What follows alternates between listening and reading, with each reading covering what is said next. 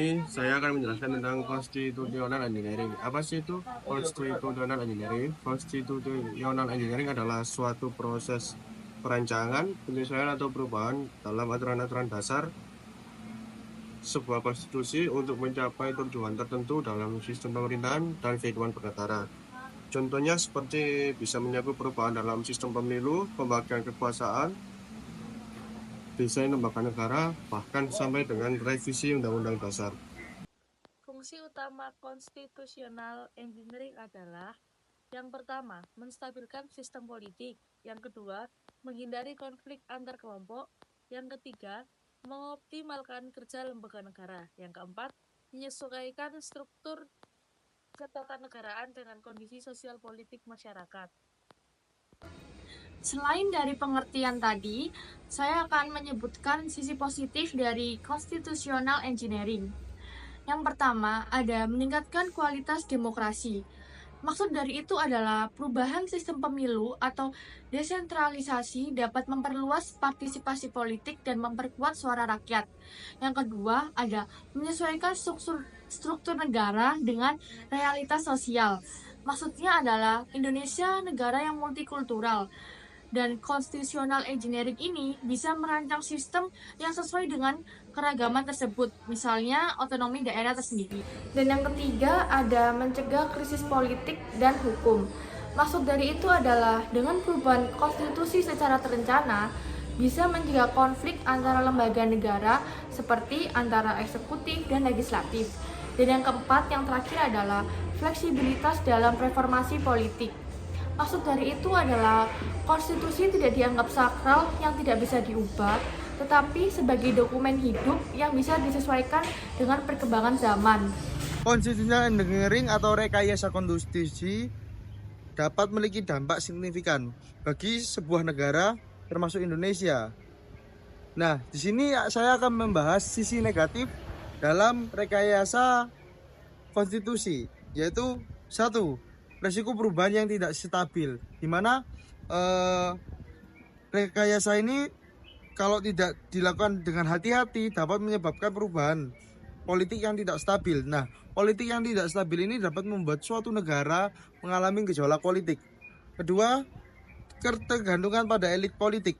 Jika rekayasa konstitusi hanya menguntungkan elit politik tertentu, maka akan terjadi penyalahgunaan kekuasaan seperti yang kita alami saat ini. Keterbatasan dalam mengatasi masalah. Rekayasa konstitusi tidak dapat selalu mengatasi masalah yang kompleks dan mengatasi masalah yang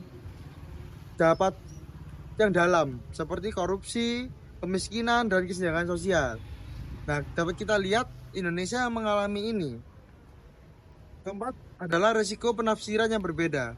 Rekayasa konstitusi dapat menimbulkan perbedaan penafsiran tentang makna implementasi konstitusi dan dapat memicu konflik dan ketidakpastian.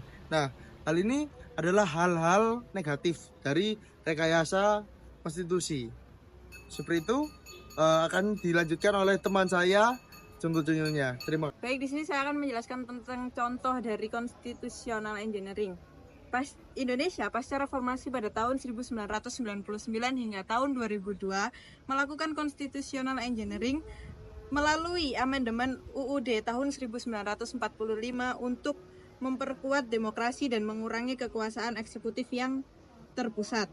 Afrika Selatan pasca apartheid menyusun ulang konstitusi untuk menjamin kesetaraan dan keadilan bagi seluruh warga negara. Irak pasca 2003 melakukan constitutional engineering untuk menata ulang struktur negara setelah enzim otoriter tumbang. Ya, di sini saya akan menjelaskan dasar hukum konstitusional engineering di Indonesia. Dapat ditemukan dalam beberapa putusan Mahkamah Konstitusi atau MK yang membahas tentang perubahan konstitusi dan membahas tentang perubahan sistem politik. Berikut beberapa contoh putusan yang relevan, yaitu putusan MK nomor 14 PUU 11 tahun 2013. Dalam putusan MK ini membahas tentang perubahan sistem pemilihan presiden dan wakil presiden.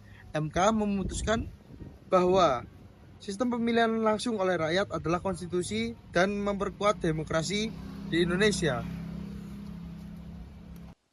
Putusan MK nomor 55 PUU XV 2017. Dalam putusan ini, MK membahas tentang ambang batas parlemen dan ambang batas presiden. MK memutuskan bahwa ambang batas parlemen sebesar 4% dan ambang batas presiden sebesar 20% adalah konstitusional. Yang kedua, putusan MK nomor 28 PUU XVI 2018. Dalam putusan ini, MK membahas tentang perubahan sistem pemilihan anggota DPR dan DPRD. MK memutuskan bahwa sistem pemilihan proporsional terbuka adalah konstitusional dan memperkuat representasi rakyat.